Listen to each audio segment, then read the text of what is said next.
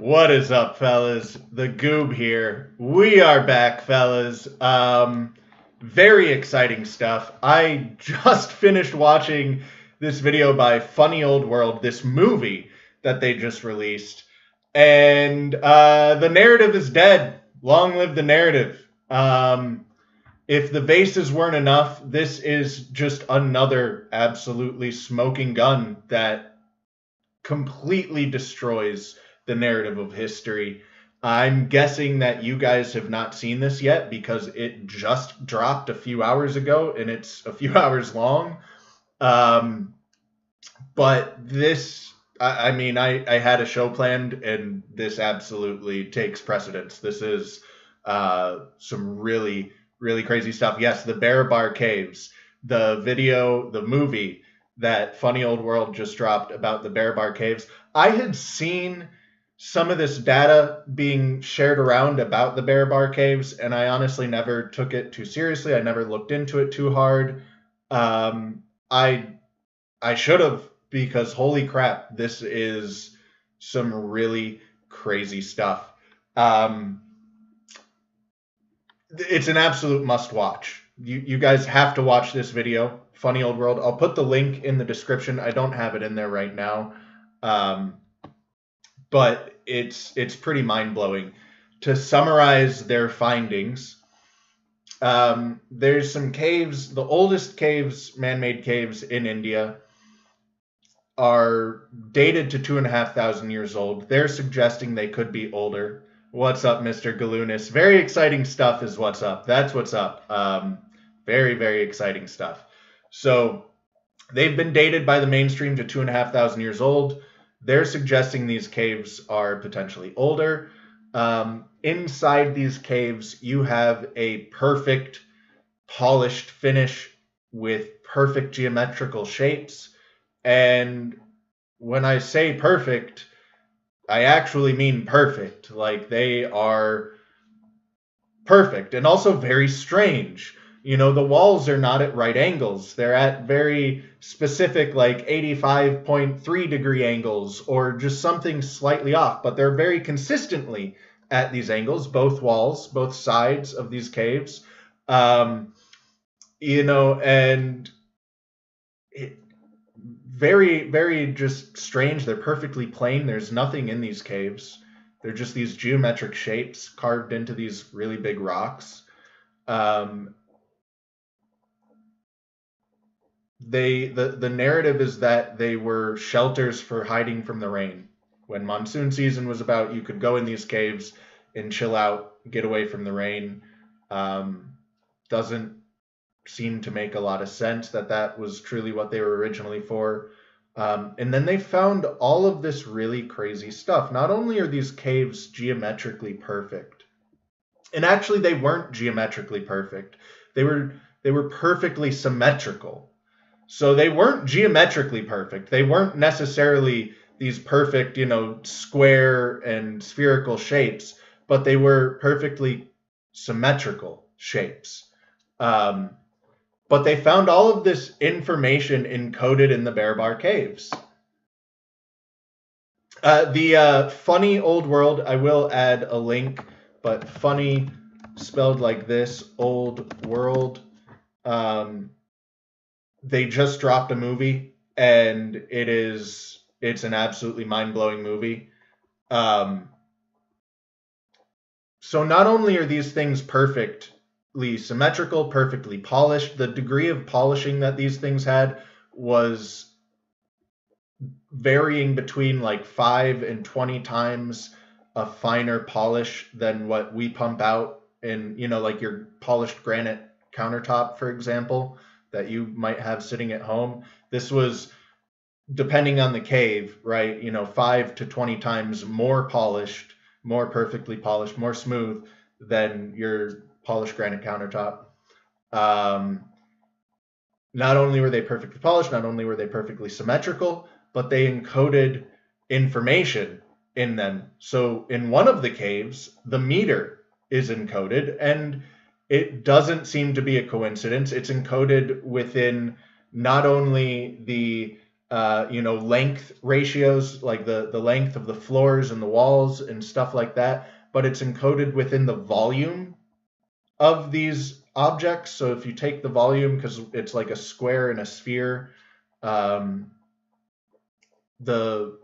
volume of the sphere was like 300 cubic meters and the square 200 or vice versa. And it's very, very precise. So, and it wasn't just the meter, there were all these other things encoded in it. There's a lot about frequencies. 4 of them perfectly matched 43.4 hertz. I don't know the significance of that number, of that hertz. I'm not knowledgeable enough to, maybe that specific frequency means something. I don't know. But for 4 of these caves to be perfectly tuned to that, they're popping balloons in there, they're doing very, very high tech scans in very various different methods, testing frequency resonance, testing laser scanning to just get the shape, laser scanning to get the volume and everything. And you have to watch this movie. It's absolutely mind-blowing. There's absolutely 0% chance that, this stuff was done accidentally, or there's no way to fit this into the narrative. There's absolutely no way for this to be compatible with the narrative. And one of the things that they kept emphasizing in the video, which I would also like to emphasize, is that we didn't even have the ability to understand how impressive these caves were until very recently. We were not even capable of measuring the level of precision that is on display here until very, very recently. So just to give you a little perspective on the degree of insane perfectness that is going on with these caves. Yeah, absolutely check out the movie Dropped by Funny Old World. Must watch. Absolute must watch. And like I said, I did have some things planned, so I'm going to try and tie this into some of the things I had planned to talk about, because it fits pretty nicely. There's a few things they say that I actually disagree with. So they never said specifically how old they think these caves were, but they were clearly suggesting they think they're older. And in doing so, in trying to make their point, they specifically mentioned Ramses II. Now, if you guys have been with me from the start, my second video ever, I am demonstrating satisfactorily to me, I think very satisfactorily, that Ramses II was in fact not a great thief. He was not just writing his name on all of these various objects and structures. He actually built all of these things, and I think I demonstrated that pretty well in my second video ever. I think that's the one it was in, at least. I'm pretty sure. So I might even pull up the short that I have and play my short real quick. They also mention the Kailasa Temple, and they show the Kailasa Temple, and the Kailasa Temple has the Ellora Caves associated with it.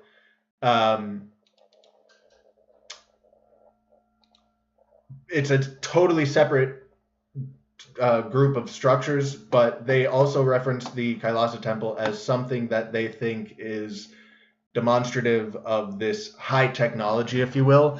And the definition of high technology, the idea of high technology is something that I wanted to talk about a little bit today. Let me play this short real quick, my old short. If you're listening to Ben and his arguments, he would probably try and tell you that they buffed out this strip to get rid of the ridges and then they carved these hieroglyphics on it, because he also insists that all of these ancient, very impressive pieces of granite never had any writing carved into them. So this couldn't be contemporary with the production of the statue, because it wouldn't have writing according to Ben. But again, if you look at this very closely, this is on a high part of a ridge coming to the edge here, and same on the other side. So they couldn't have buffed out the ridges there, because this would be lower. But it's not. It's just as high as the highest part of these ridges. Let's look at another part of this statue. If you look here, again, you see clearly hand-chiseled lines. Could this have been added later? I suppose it could. I just don't know why anyone ever would. But if you look right above it, you see this. Again,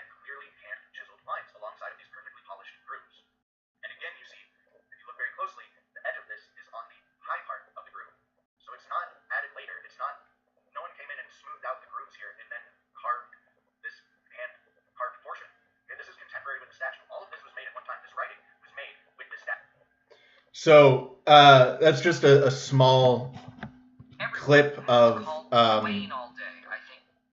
you know, the full video where I'm explaining. I don't know how clear it is in that very, very short clip, but that statue is an absolutely exquisite statue. It's a black diode granite statue, and the ridges on it are all absolutely exquisite. They're perfect. I mean, you saw how it's meeting in the elbow, this like flowing cloth, and the ridges are managing to perfectly flow over the curves and everything else and still remain perfect. The spacing is perfect. The shaping is perfect. All of it's so exquisite and perfect. And then you had the let me pull that back up real quick, actually. You know, you have these very clearly hand-carved portions which are a significantly lower quality. Let me mute this and then get back to some of the parts I wanted to show. Here we go. So these lines are obviously hand chiseled, and they're also obviously not even straight. The spacing isn't perfectly consistent. You can see the same on here and on here. I mean, really, look at those. They're not straight. The spacing isn't great. They're really sloppy compared to, look at these lines that are perfectly polished, these grooves that are perfectly polished. They flow perfectly. I mean, the way that they flow. See, I don't think I showed the crown in this video, but I mean, they're going over these curved surfaces and they're still remaining perfect. The spacing is perfect. It's a confusing discrepancy of quality on the same piece, and that's one of the arguments that are made. You know, the writing is often not as high quality as the rest of the statue, but this hieroglyph down here says Ramses. It's Ramses' name on this hieroglyph. And I don't know what the rest of it says, but it does say Ramses II. And as I'm showing here, it's on the high part of this ridge, so it couldn't have been added later. This was all planned as the same part of the statue. And so were, you know, these other hand-carved markings. This was all a part of the original statue made at once. And so it is a bit confusing seeing these discrepancies in quality. And I have some other arguments for why Ramses did, in fact, build everything that he's claimed to have built. He has something like 430, I think it's like 440 now, because some more statues have been found recently. But he has like 440 statues attributed to him. And if you look through the catalog of his statues, the vast majority, like probably over 80% of the statues, appear to have the exact same face. And I don't just mean the same person. I mean the exact same face, the same expression, the same, it's the same face, right? And of the rest, there are a handful that don't really look like him, but they have his name written on them. Out of, you know, 440 statues, getting a couple bad artists doesn't sound crazy. There's also a couple that I think do look like him, but they look like an older version of him. They are a different face. They're not the exact same, you know, he's got a different facial expression. He looks older. You know, there are some of those. The majority of the statues, though, are the exact same face. And these faces match not only across the incredibly impressive granite statues, but also across the sandstone and limestone and softer stone statues, which, if they were these 12,000 plus year old statues, would have been more eroded. So to go with the idea of him stealing, and people suggest this, people like Ben, he did make some of them, right? That means he found all of these really impressive old granite statues and then copied someone else's face in these softer stones and wrote his name on both sets, and then went, yeah, this guy who doesn't look like me is me. It also means, because Ramses II was a good 1,500 plus years into, you know, Egypt's flourishing. And so after 1,500 plus years after the Great Pyramids were constructed, he goes and he finds hundreds of these super impressive ancient statues that are, you know, 12,000 plus years old, right? And no one else had found them. And he finds all of them with his face, this other guy's face on them, right? And collects all of them together and then writes his name on all of them. However you want to interpret this, there is at least one black and red granite statue. It was a pretty big one, very impressive one. I think it was like 6 foot tall, maybe even more, but one of the more impressive statues, right? And it was found with Ramses' face. They believe it's Ramses because it's got that exact same face, right? But it has no inscription on it. There is no name on it. So I guess either he didn't find that statue or he just didn't write his name on it.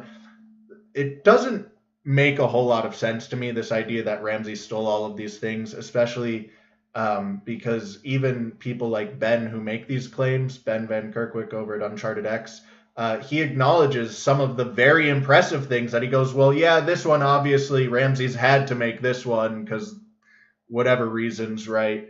But then he goes, but these other things, yeah, probably not, even though they're like the same level of quality.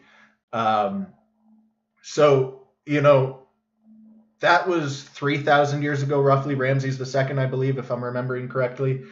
And all of those crazy, impressive statues, I believe he built them. I truly believe he built them. I believe he was doing that in that time period. This is not that he didn't necessarily write his name on anything. He probably did. That's a pretty common thing for people to do.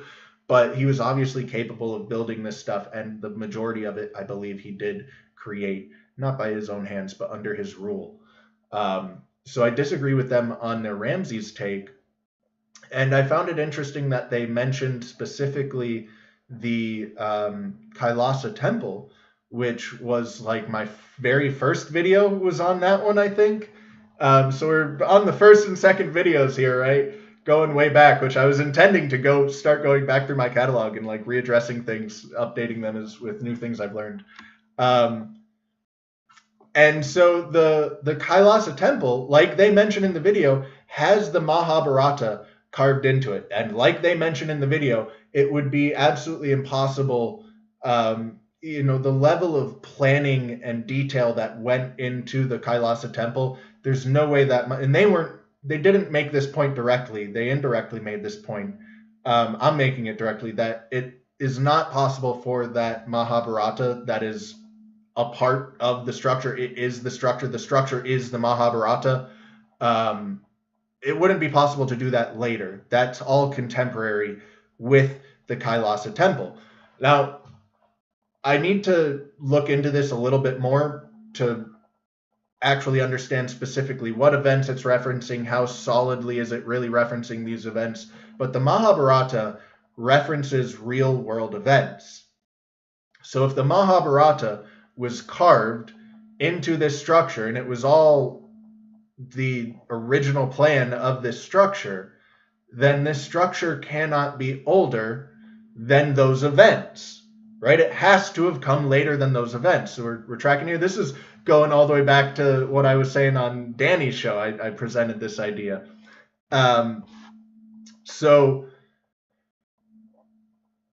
this Kailasa Temple that they're referencing with the Barabar Caves as another example of something that is so impressive, it's impossible with the degree of technology that we accredit these civilizations for having.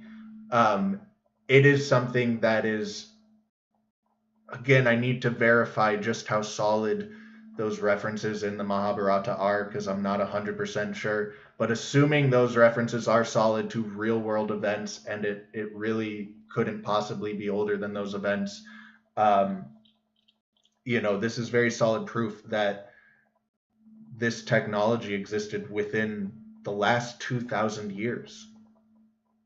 So, like I said on Danny's show, way, way, way back, the very first time I presented this stuff, I think India holds the most recent examples of this high technology. And I want to talk about the idea of what high technology even is. By the way, people, feel free to call in and feel free to talk about any of the things I've talked about in the last few weeks or this topic. Because what I originally wanted to do was get people's thoughts on, talk about them about just how much bullshit is all this stuff. But anyways, I just distracted myself, got myself off topic there. What the hell was I about to say? So, I was talking about Goodness gracious. Now I'm embarrassed and my mind's going even more blank. Let me read through chat and it'll come back to me. Let me see what you guys have been saying.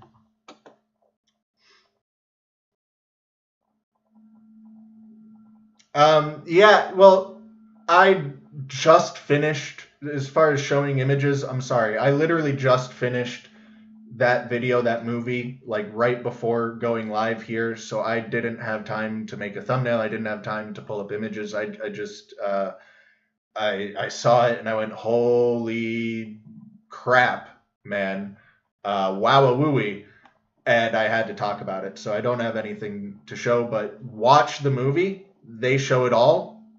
It's unbelievable. It's unbelievable. You could barely hear the short. That's strange. I don't know why. You should have been able to hear it.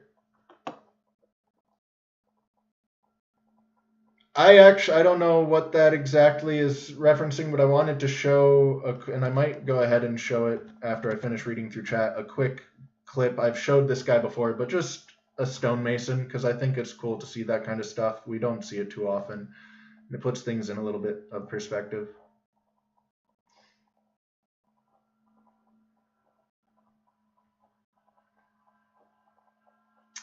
No, I haven't seen that, Mr. Slav. That sounds very interesting. It sounds very interesting. I'm gonna have to look into that.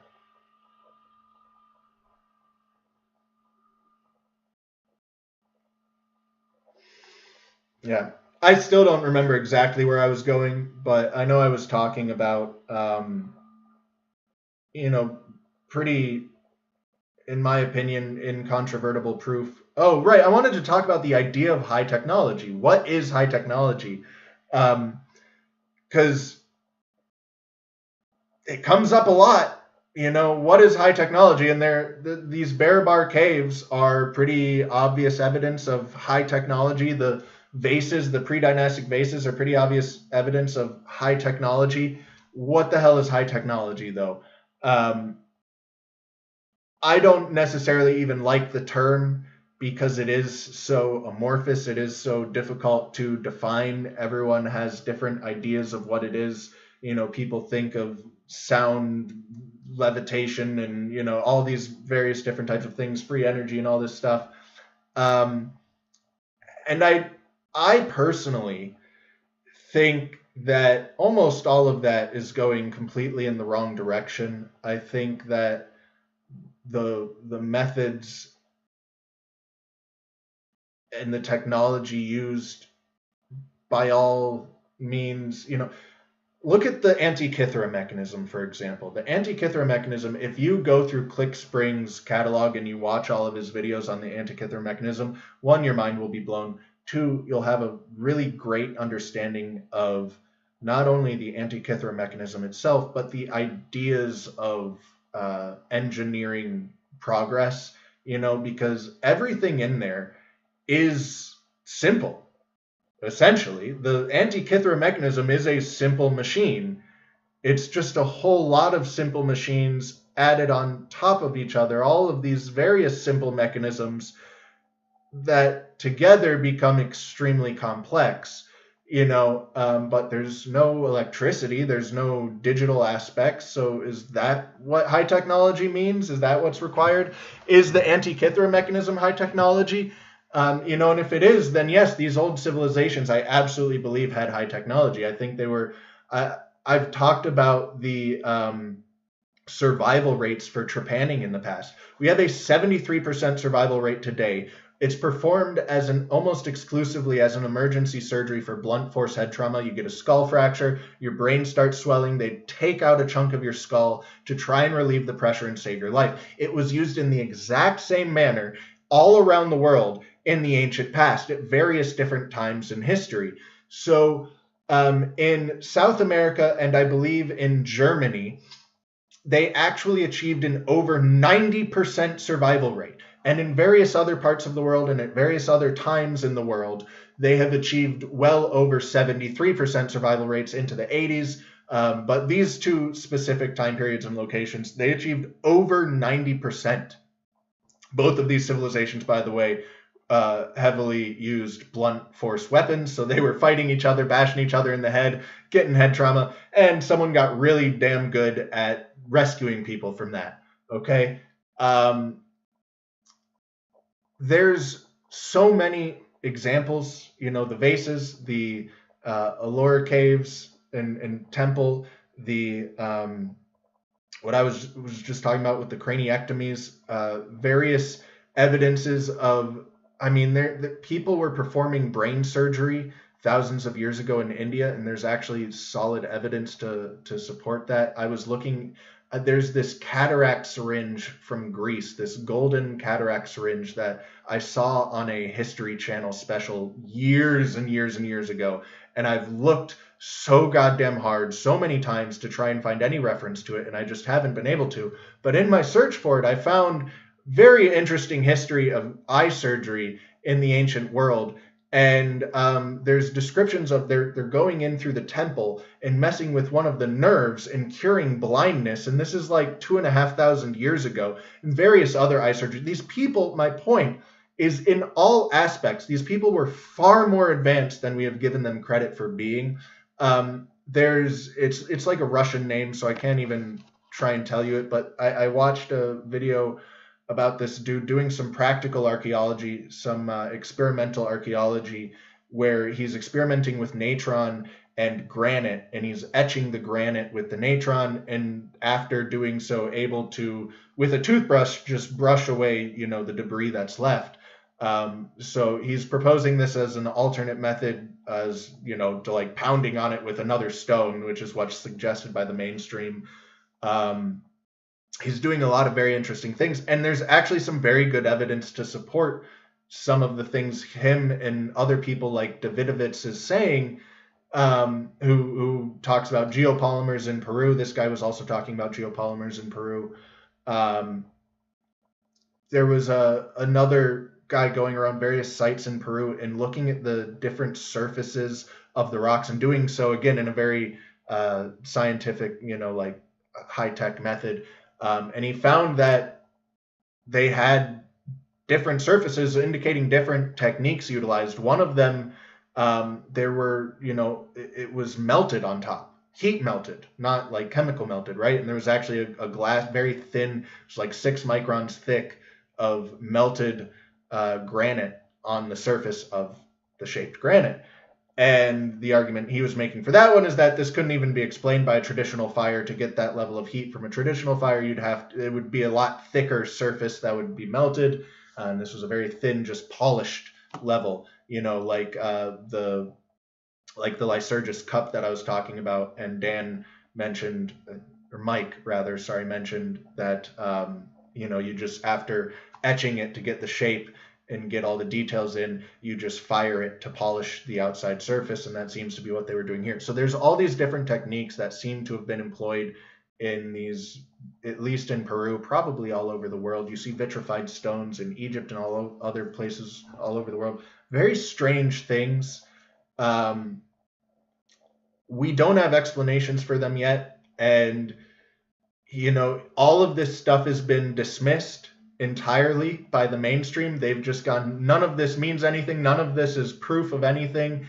And, you know, a lot of people are like, yeah, that kind of seems like bullshit, but I really don't have like a smoking gun to point to go, no, that's definitely bullshit. Now we do. We have the vases, we have the Barabar Caves. In my opinion, we have the Kailasa Temple, which is both a smoking gun for impressiveness, you know, degree of technological advancement, as well as modernness. This is not something that's 12,000 plus years old.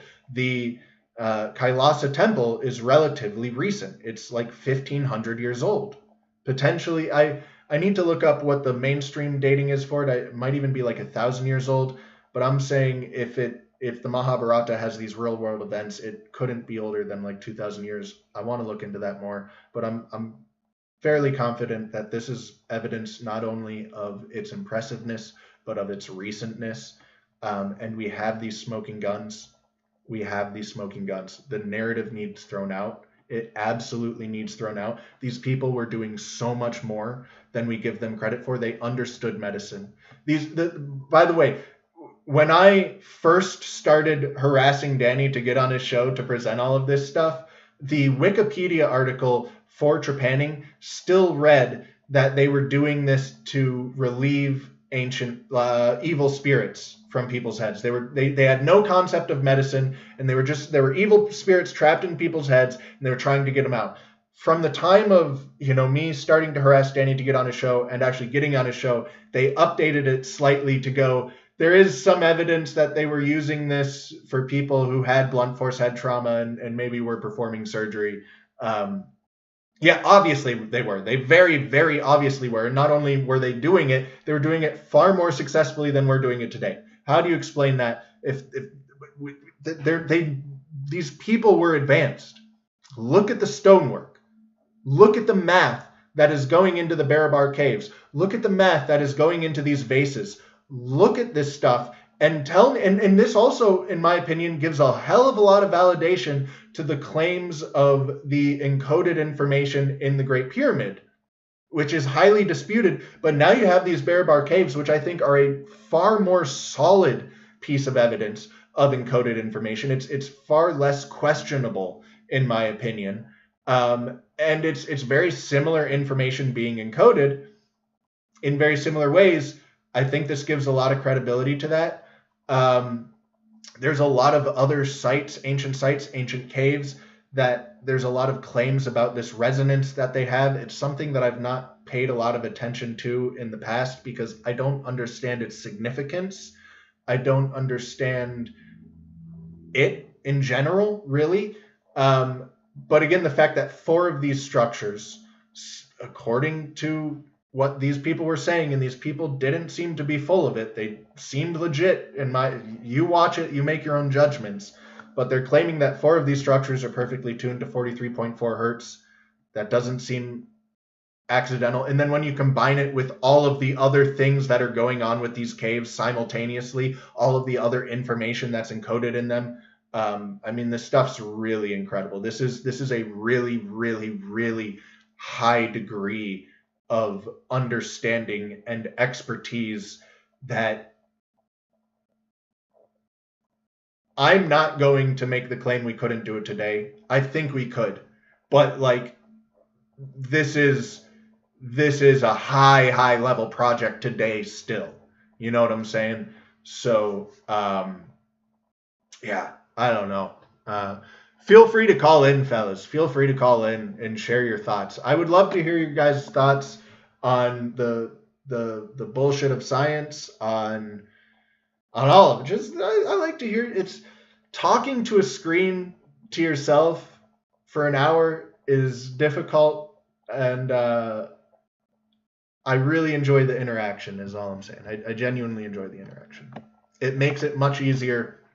It's much easier in a conversation. Someone says something, it triggers a thought, and it allows the thoughts to flow a lot more naturally than just sitting here and trying to talk for an hour straight,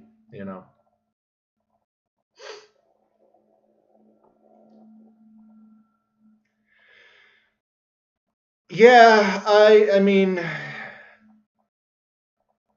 I try to just not even get involved with that aspect. Like with the NAGPRA stuff, obviously that's a huge aspect of the NAGPRA stuff. And it's I don't even feel like putting my mental energy towards thinking about that aspect because the other aspects, the fact that all of American history is now hidden from us is so much crazier. And it's not just ancient history. The Wild West was what, the 1800s or something? It was not that long ago. So all of this stuff, anything that's found even from a few hundred years ago, it all falls under NAGPRA. So it's just really crazy. And that aspect's too crazy for me to even worry about the other half of it.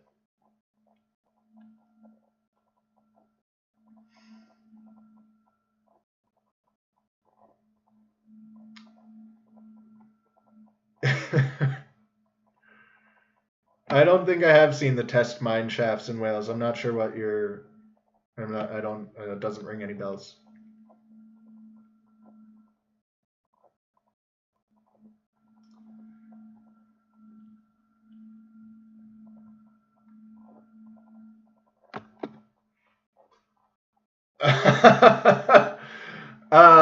That's quite the question, Mr. Slav. Um, yeah, I don't know. I don't know how to answer that one. Success means they survived. We're talking about survival when I'm talking about success rate. Did you die or did you live? And the way you tell if these people died in modern times, they die or they live, and it's recorded, right? In the ancient skulls, when you cut away a chunk of someone's skull, it leaves the saw marks, it leaves, it's rough, it's jagged, but as your body heals, it smooths all of that out, and it takes a couple of months for that to happen. So when we look at these skulls, if they have smooth edges around the hole, or if they still have cut marks, they either died shortly after or they lived at least for a few months after the surgery. So that's what I'm talking about with success rates. Did these people survive the surgery, this emergency brain surgery, because of a blunt force head trauma and a fractured skull where their brain was swelling? They were surviving it over 90% of the time in these ancient civilizations in South America and Germany, and then at various other parts of the world in various other time periods, still over 73% of the time, still exceeding our success rates today.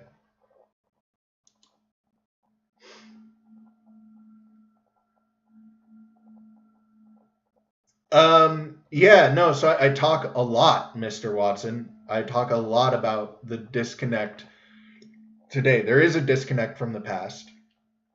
And the intention to disconnect us from the past is so that we don't recognize the disconnect that's going on today in our everyday lives.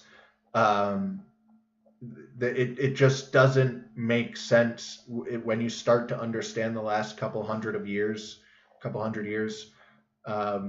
how people were actually living, what they were actually doing. You look at what was going on then, and then you look at our technological leverage, which is exponentially increased, and you look at what we're doing now, and it just doesn't add up. So we have to be disconnected from our past in order to accept the fact that we're disconnected from our reality today, because we don't realize how disconnected we are from reality. We don't realize how manufactured and fake everything is, because our entire reference point is bullshit and fakery. That's all we've known our entire lives. And so if we understood our past, we would see right through that, and so we're disconnected from both. It's a huge disconnect today, and that's only even possible because of the huge disconnect they've built between us and our past.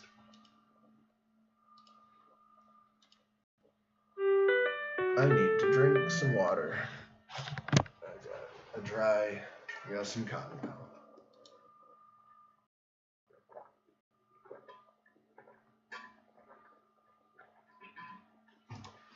All right.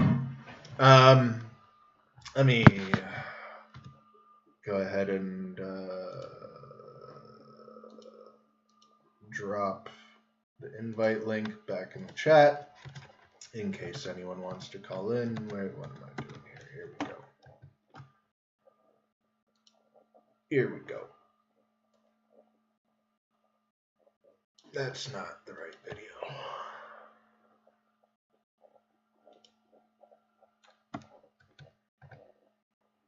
One of these. Give me a moment here, fellas. I think this is it. I think I got it. There we go. We're cooking now, just with a very slow computer. All right, here is the new link, so feel free to call in, fellas. Let's see what else I've got here. Yeah, I mean, the Ramses statue, puts a very, very high skill level in Egypt, going back 3,000 years. The Kailasa Temple puts an unbelievable skill level in an impossible skill level. An impossible skill level given the technology and advancement that we've credited them with. I believe less than 2,000 years ago for the Kailasa Temple. We have the dynastic vases 5,000 years ago, pre-dynastic vases 5,000 years ago. We have these Barabar Caves at least 2,500 years ago. And there's other examples as well, but those are probably the strongest, most striking examples we have so far that we have like really firm proof and evidence of.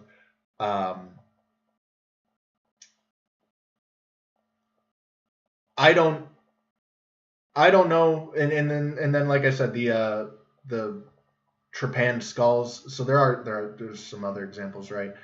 These people were extremely advanced, and this is covering vast areas. I mean, all the way from the Americas to India to Egypt, right? These are Germany, right? This is covering like the entire world, and it's covering a lot of time period here.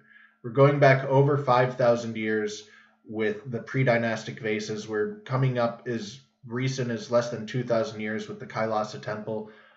I don't know what to make of this, but you know, I don't know how you guys interpret all of this. It seems that universally, people in the past were doing so much more impressive things, and it creeped up many times in many places. What happened? You know, I don't know. How did we lose all of this? I think it's very obvious that there's some massive efforts to cover all of this up. I don't think it is just purely accidentally lost by any means whatsoever. I really do think there are some shady dealings going on. You know, I think that there are powerful people that very much want to separate us from our history. And you know, when we're talking about modern history, like I was a few minutes ago, I think it becomes very clear why, right? We would never accept our present if we understood the last couple hundred years of history. For this more ancient history, which is also very actively suppressed, I don't know exactly why. Gets a little more complex. A fin and Dether.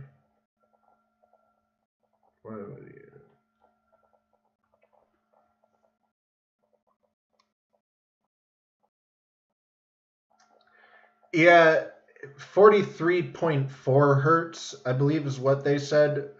You can check the video yourself. That's what I'm remembering, though. 432 is the one that Shane Gillis's friend Matt McCusker likes to talk about.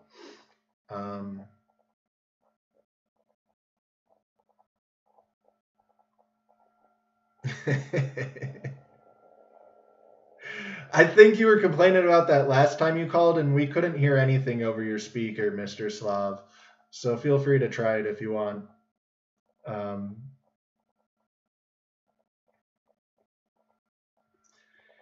Yeah, and I mean, I was it last week, I think, that I was talking about this, how there's so many different mechanisms that feed into this degradation of civilization and society, but I think that diet is a pretty big one, you know, like I also talked about how grains are absolutely idiotic to be suspected as the origins of agriculture. No one ever started with it never anywhere in the world ever did anyone start thinking, hey, maybe I should grow plants, and they started with grains. It just never happened ever. But as civilizations grow, as populations grow, you know, it is a more efficient calorie source per land volume, you know, and so this shift towards that does seem to happen repeatedly throughout various parts of the world. In South America and North America, we had corn. Corn blew up with these civilizations were doing really, really impressive things. You got the Olmecs, you got the, and then corn gets introduced. Everyone starts eating corn. 90% of their diet is corn now, and their civilization starts to collapse. So I don't think it's just diet, but I think that plays a role. I think there's all of these. It's what's that? I can't remember it, but the idea that there's the reason we don't see aliens is because everything follows this same kind of path, and they run into the same stumbling blocks and can never advance past a certain point because all civilizations inevitably lead to their own demise. And I absolutely see that. Certainly within human civilization. There's all these. I talked about several of them, but all these cycles that feed into each other, and they all exist parallelly and all feed on top of each other as well as into each other. And I think it's pretty inescapable. I think the collapse of civilization is probably inescapable. Like every time you advance to a point that you bring on your own demise, I think. Danny is married, so I don't think that you can be a high value male and be married.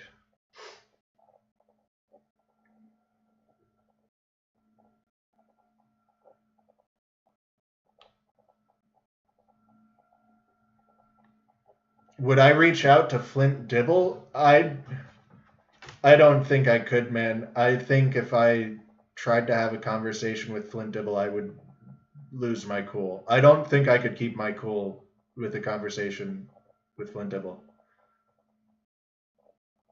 So no, I don't think I think I could with a lot of people, but like specifically Flint, I think I view him as far too much of a scumbag. I think I would try to like lunge through the screen at him. So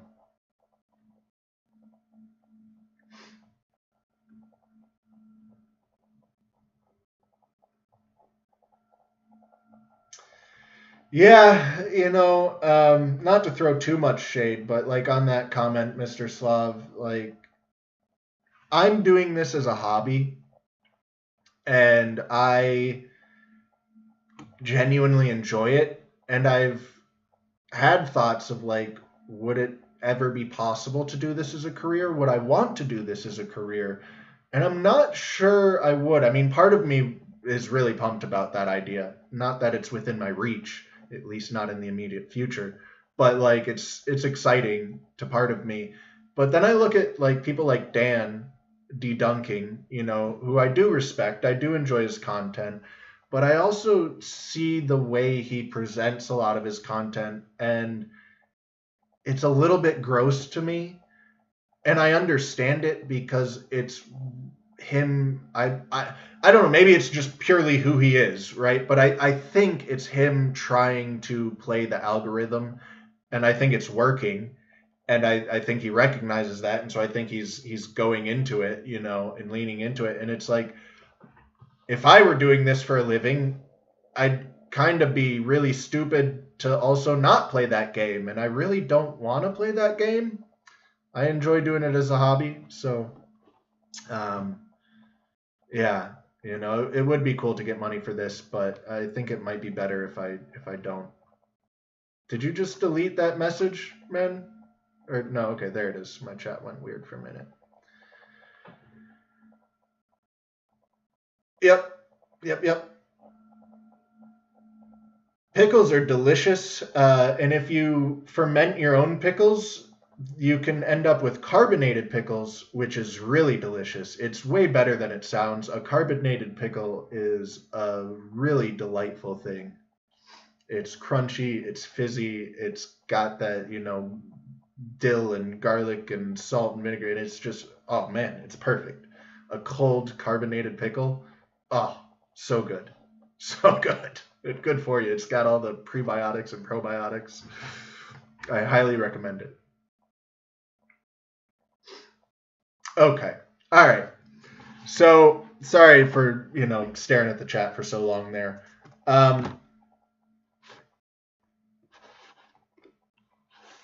if no one wants to call in, I'm just gonna shotgun a couple different ideas here that aren't necessarily related to each other.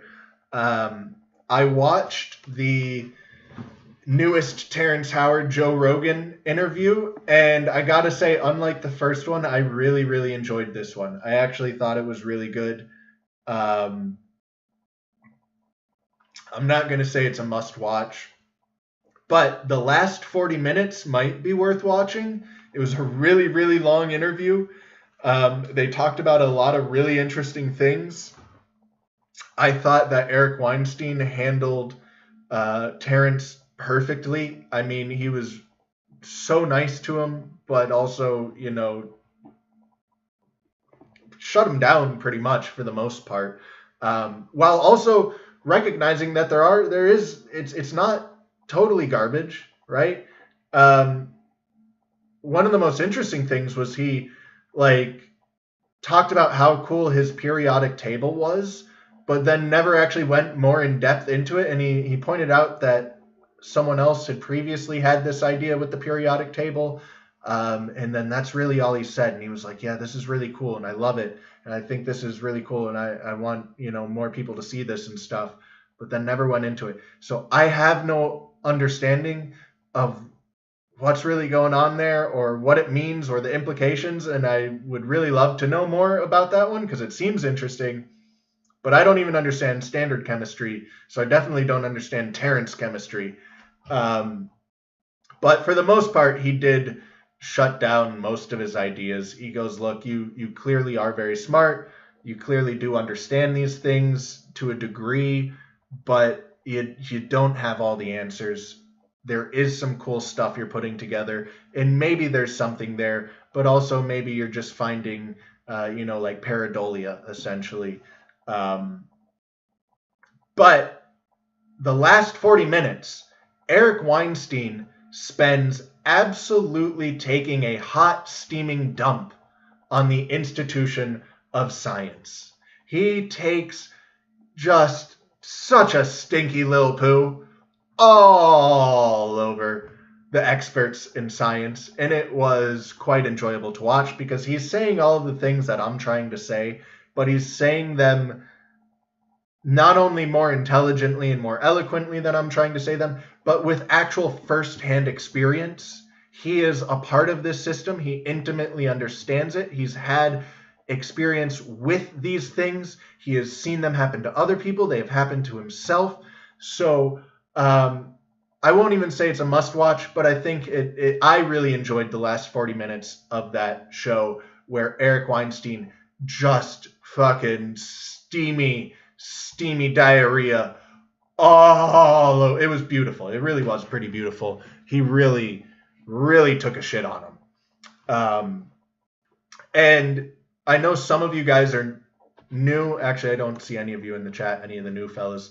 But in case any of you are watching, and in case some of you didn't watch the Formscapes video initially when I was saying it was a must-watch video, the Formscapes video about science, I don't have the title, but it's talking about how science is bullshit and corrupted. I think science and corrupt are part of the title.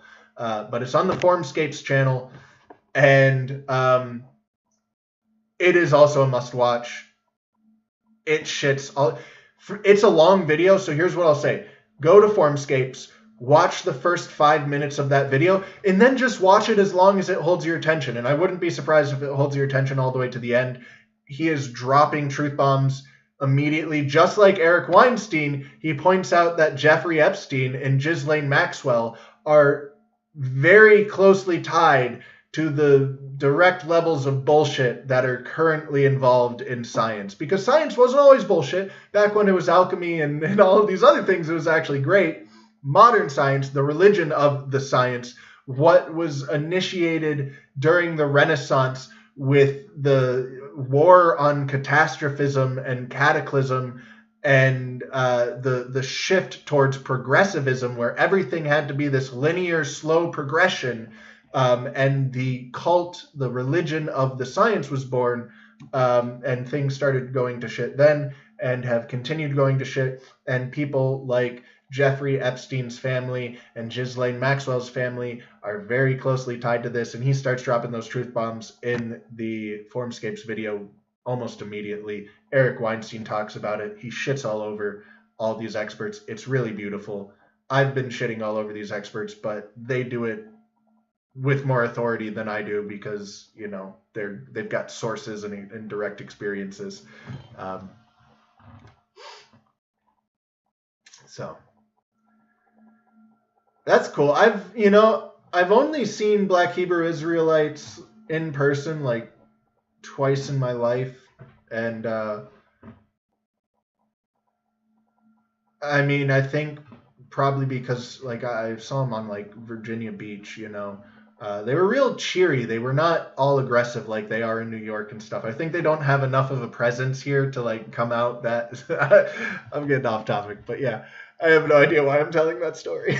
But they seem to be in a very good mood here in Virginia.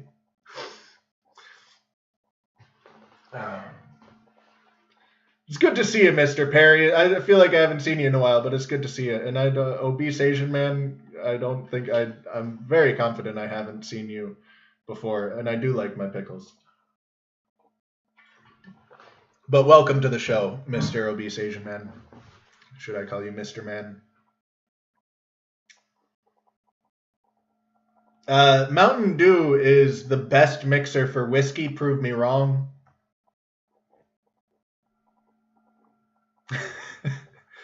Episode 4 of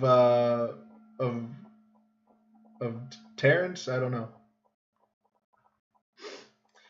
Yeah, I couldn't tell you if Terrence understands chemistry or not, but that was one of the few things that Eric Weinstein treated differently. He was far more approving of it in the way he spoke about it than a lot of the other things he talked about, but then he didn't go in depth at all. So he basically was like, yeah, you're actually onto something here with the chemistry. This is really cool. I think we could show this in schools and like teach people this, and then just like moved on.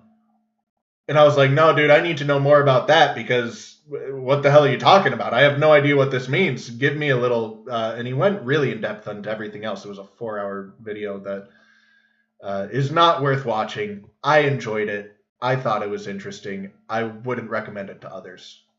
But the last 40 minutes I do recommend. I'm really glad it wasn't Neil deGrasse Tyson. I personally think Tyson is an idiot. He's an arrogant idiot. And I really dislike him. I don't know why. I mean, I do know why. It's because he's an arrogant idiot. But no, we wouldn't have gotten any progress. It would have been a Flint Dibble Graham Hancock if it was Neil Tyson, if it was Tyson and Terrence.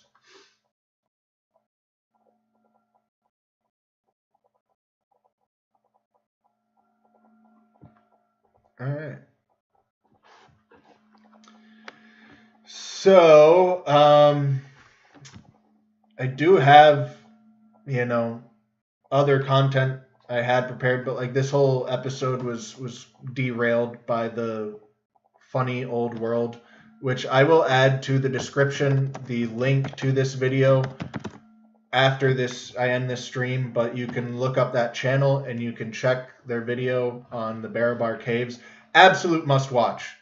Absolute must watch. Mind-blowing stuff. I had to talk about it today because it changes everything. It totally trashes the entire narrative. I mean, I was saying the narrative needs thrown out. We need to restart from scratch. I see a lot of hope and positivity. I'm not feeling pessimistic about it currently because I see people like Funny Old World putting out this kind of work. I see people like Wandering Wolf, Mike Collins, going to the Sage Wall and doing LiDAR and ground penetrating radar and all of these other scans and all of this other work. And I see, maybe I'll post the link to that geopolymer natron video the guy was talking about in Peru. People like this guy who are doing actual practical archaeology, and he's still very much in the beginning stages. I don't know if he's truly onto anything or not. what he's looking into might be totally bullshit, but what he's looking into is very valuable. He's actually testing these things. He's actually trying to recreate the scoop marks and recreate other things that he's seeing in the ancient past. And he admits he's still in the beginning stages of his testing. He's figured some things out. He still has like 80% of it left to figure out. But that kind of, these amateurs, right, that are coming in and stepping up to actually do the work, it's happening more and more. I talked about this shift in momentum that's happening, and this real turning point with the Flint Dibble Graham Hancock debate. I don't think I'm being hyperbolic. I don't think I'm being dramatic. The institution, the religion of the science is dead. Obviously, there are still the people who believe in it, but as a society, there has been a fracturing. There has been a fracturing, and now you have the cult of the science, and you have everyone else.